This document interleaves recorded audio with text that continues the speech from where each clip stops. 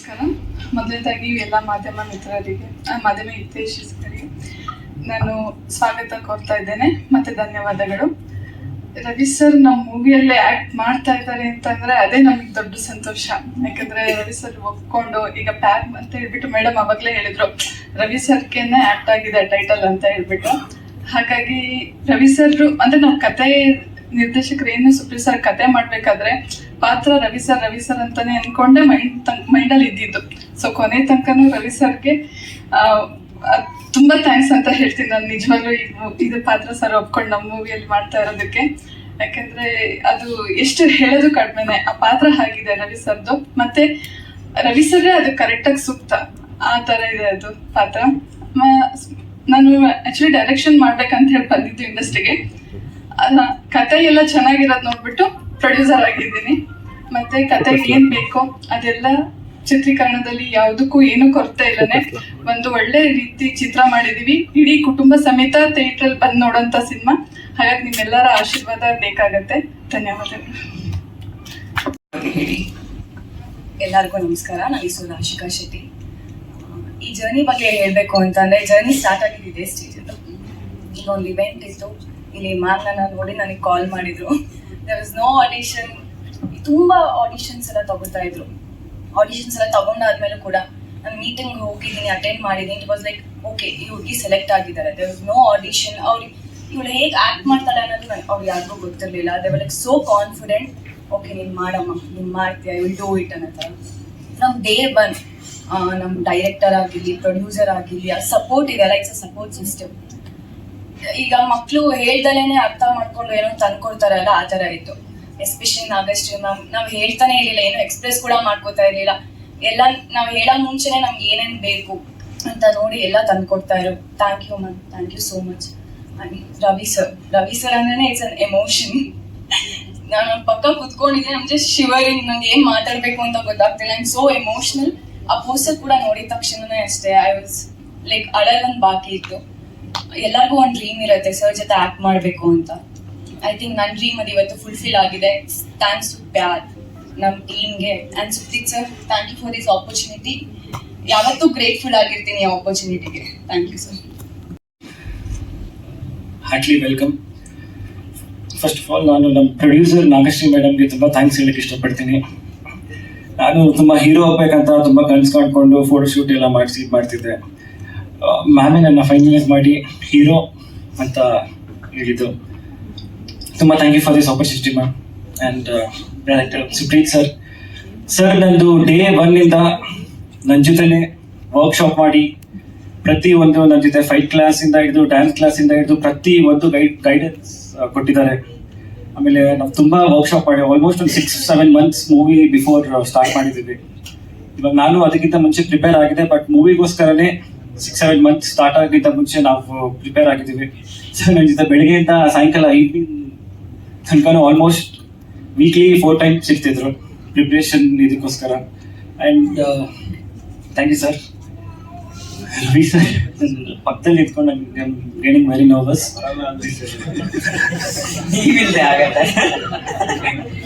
Unexpected ಅದು.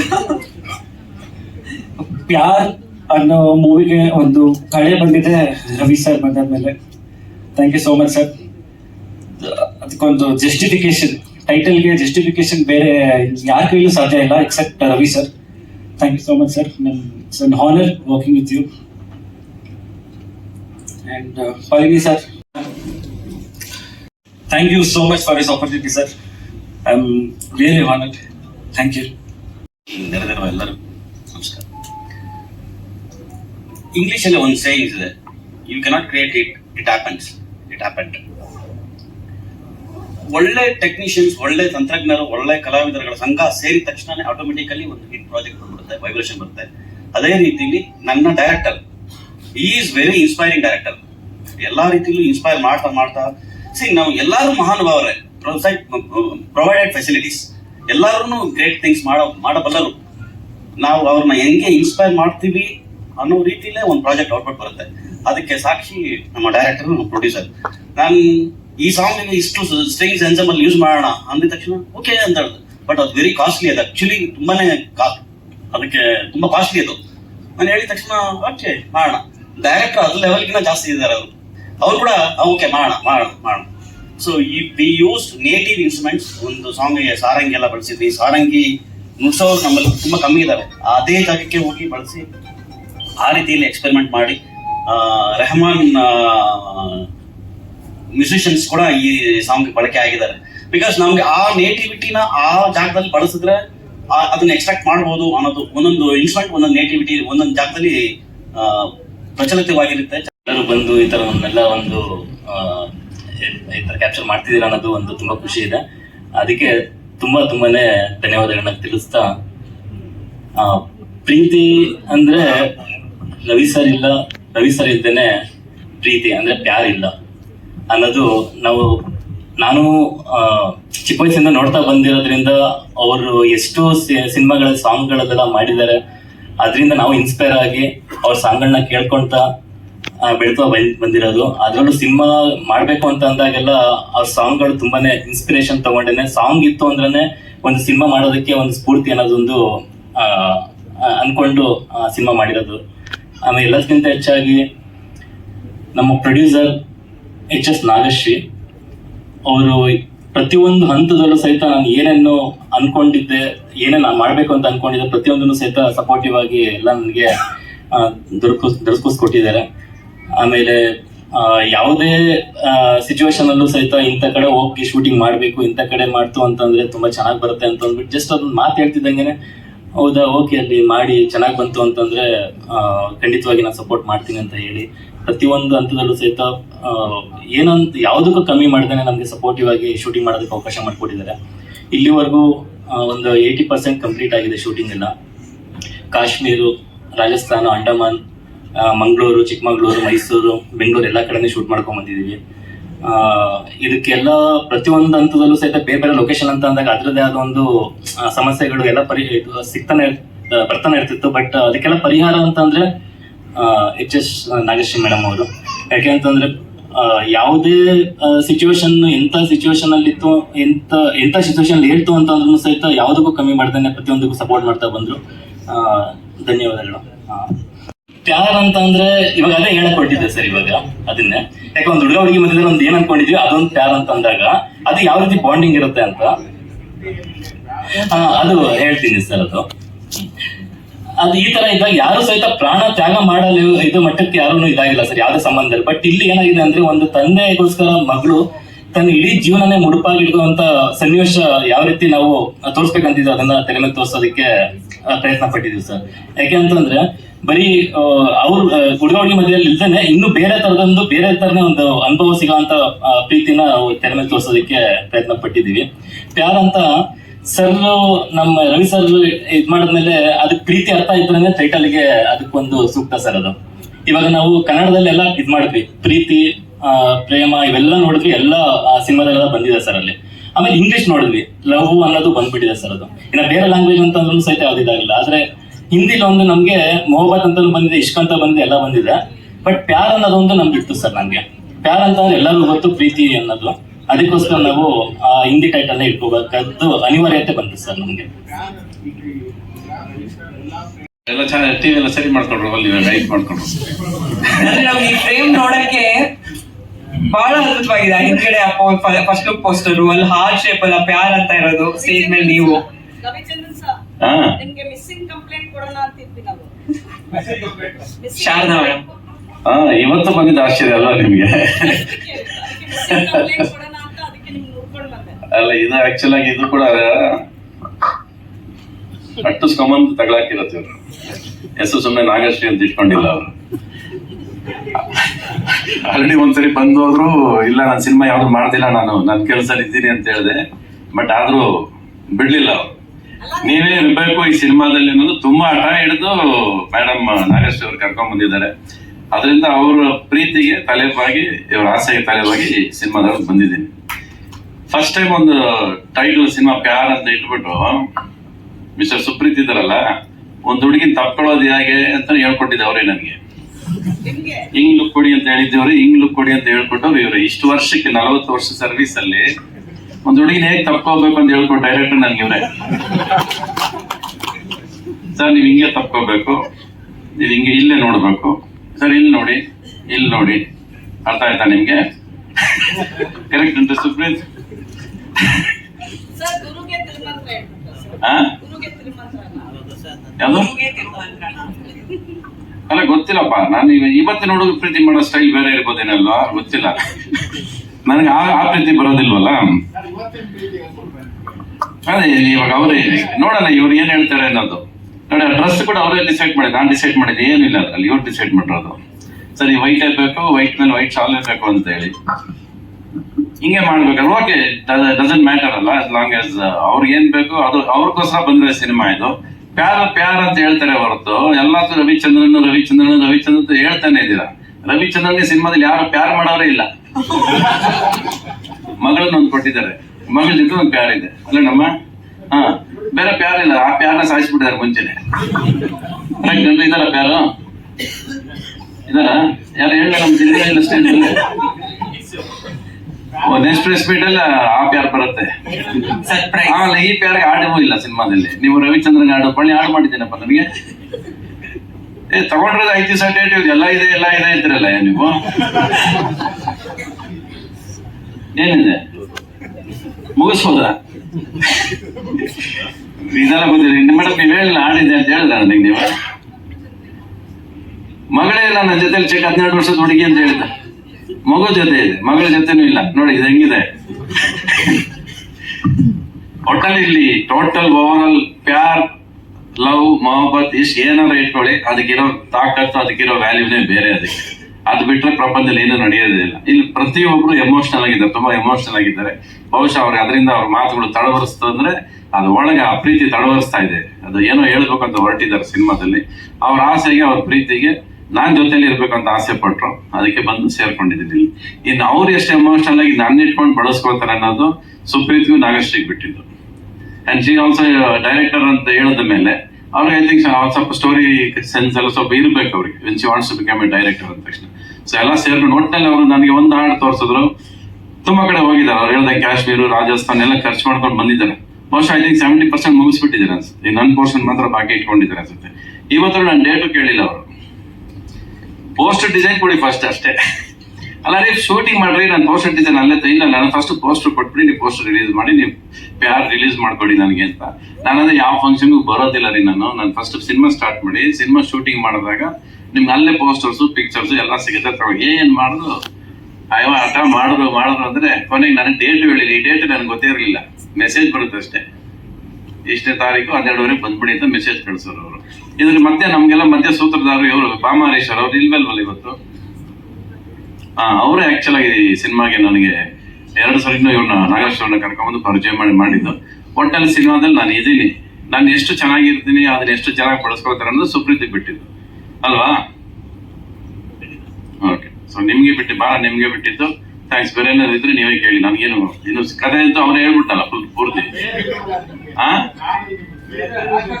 ಯಾರು ನನಗೆ ಪ್ಯಾರು, ಅದಕ್ಕೊಂದು ಸಪ್ರೇಟ್ ಪ್ರೆಸ್ ಮೀಟ್ ಅಂತ ಇದೆ. ಈಗ ನನಗೆ ಕ್ಯೂರಿಯಾಸಿಟಿ ಆಗುತ್ತೆ, ಯಾರಪ್ಪ ನನ್ನ ಜೊತೆ ಪ್ಯಾರು.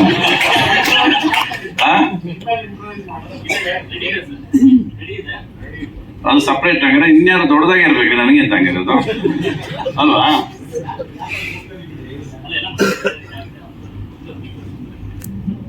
ಇಲ್ಲೇನ ರಿವೀಲ್ ಮಾಡಂಗಿಲ್ವಾ? ಎಲ್ಲರೂ ಹೇಳ್ಬಿಟ್ರೆ ಆ ಡೈರೆಕ್ಟರ್ ಬಿಟ್ಟು ಟೀ ಕಾಫಿ ಕೊಡೋನ್ ಬಿಟ್ಟು ಎಲ್ಲರೂ ಹೇಳೋದ್ರಲ್ಲ, ಇನ್ನು ಅವಳನ್ಯಾಗ ಬಿಟ್ರಿ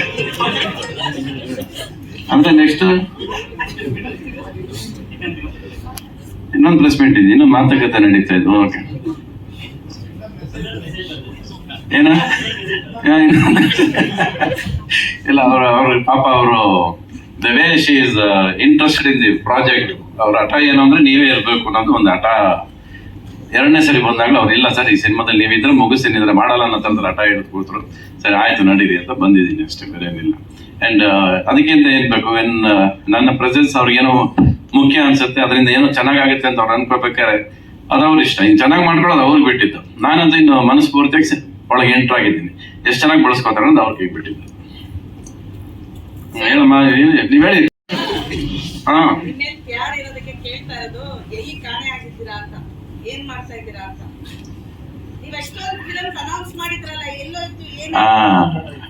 ಯಾವುದೇ ಹೇಳಿದ ತಕ್ಷಣ ಕೆಲ್ಸಗಳು ನಡೀತಿರ್ಲಿಲ್ಲ.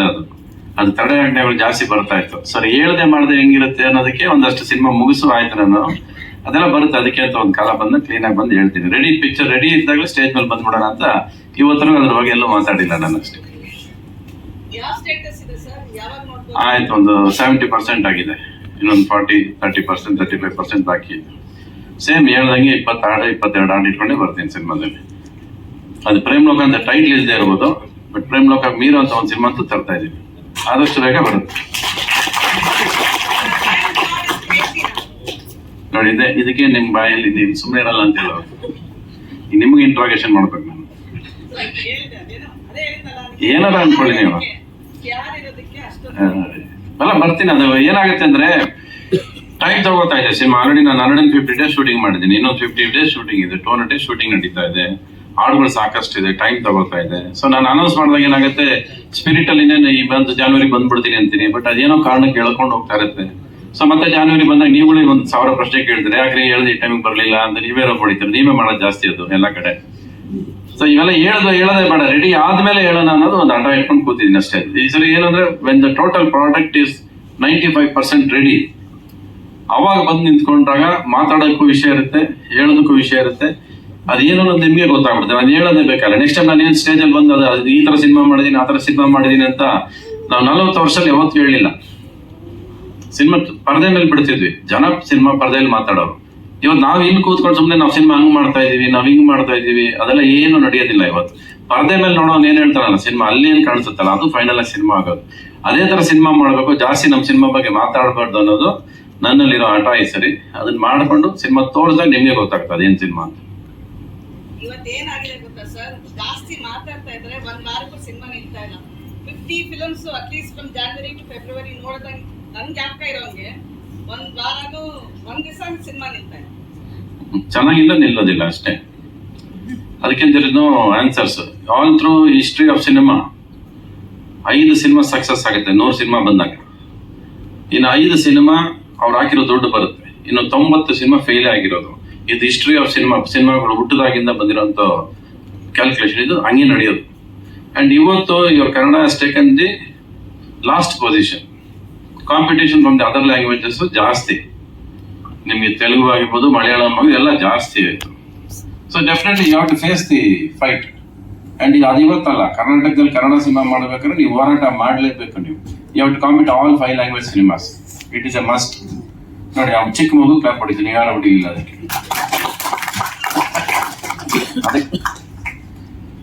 ಅಂಡ್ ಸಿನಿಮಾ ಡೋಂಟ್ ವರಿ, ಬರೋದು ಫ್ಲಾಪ್ ಫೇಲ್ಯೂರ್ ದುಡ್ಡು ಮಾಡೋದು it's a part of the process ಅಲ್ವಾ.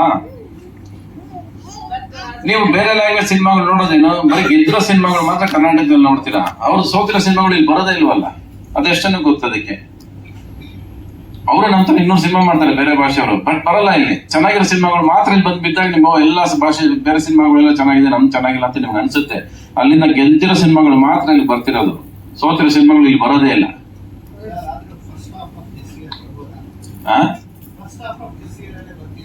ಅಂದ ಏನ್ ಹಿಂಗೆಲ್ಲ ಸುತ್ಕೊಂಡು ನೀಟಾಗಿ ತಗೊಳಕೋ ಪ್ರಶ್ನೆಗಳು. ಇಲ್ಲ, ನಾನು ಪ್ಯಾನ್ ಇಂಡಿಯಾಗೆ ಹೋಗಲ್ಲ. ಮಾಡಿದ್ರೆ ಅದು ಪ್ಯಾನ್ ಇಂಡಿಯಾಗೆ ಹೋಗುತ್ತೆ. ಅವ್ರು ಬಂದು ಹೊತ್ಕೊಂಡು ಹೋಗ್ಬೇಕು ಸಿನಿಮಾನ. ಅದೇ ತರ ಪ್ರತಿ ಪ್ರೇಮ್ ಲೋಕ ಅಂತ ಹಿಡಿದು ಶಾಂತಿ ಪ್ರೇಮ್ ಲೋಕನ ಅವರೇ ಹೊತ್ಕೊಂಡು ಹೋಗ್ರಿ ಎಲ್ಲ ಭಾಷೆಗೆ. ನಾನು ಎಲ್ಲ ಕಡೆ ಶಾಂತಿ ಕ್ರಾಂತಿ ಪ್ಯಾನ್ ಇಂಡಿಯಾ ಸಿನಿಮಾ ಅಂತಾರೆ, ಅಲ್ಲ ಪ್ರೇಮ್ ಲೋಕ PAN India cinema. First cinema ಮಾಡಿದ್ವಿ ಪ್ರೇಮ್ ಲೋಕ, ತಮಿಳು ಕನ್ನಡ ಒಟ್ಟಿಗೆ ಶೂಟ್ ಮಾಡಿದ್ವಿ, ತೆಲುಗು ಡಬ್ಬಿಂಗ್ ಆಯ್ತು. 3 ಅಟ್ ಎ ಟೈಮ್ ರಿಲೀಸ್ ಆಗಿದ್ದ ಸಿನಿಮಾ.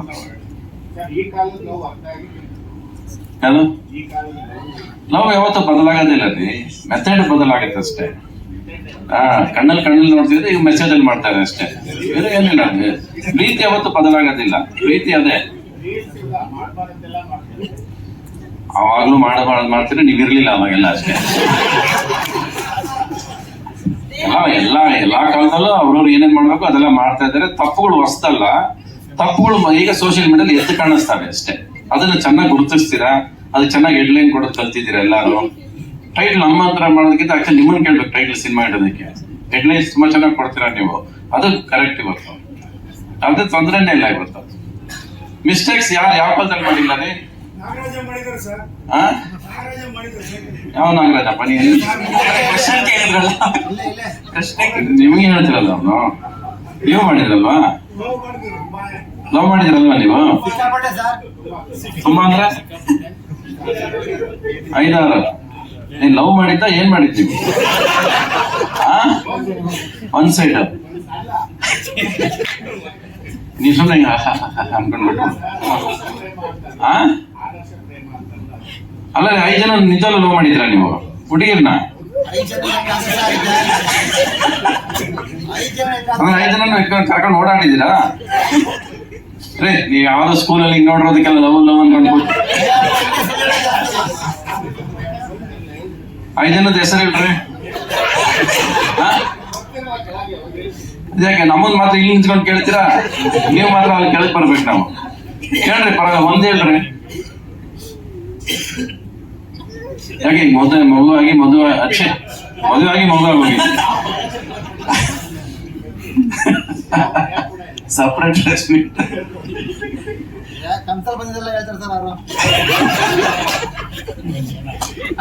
ಆಯ್ತಾ? ಚಲೋ ಮುಗೀತಾ? ಏನು ಶ್ರದ್ಧಾ ಅವ್ರೆ, finish your questions? I want to know more. Okay, Let me ಅಲ್ಲಿ ಬಂದ್ಮೇಲೆ ಎದುರುಗಡೆ ಕೂತ್ಕೊಳ್ಳೋಣ. ಓಕೆ, ಚಲೋ, thank you. Thank you so much.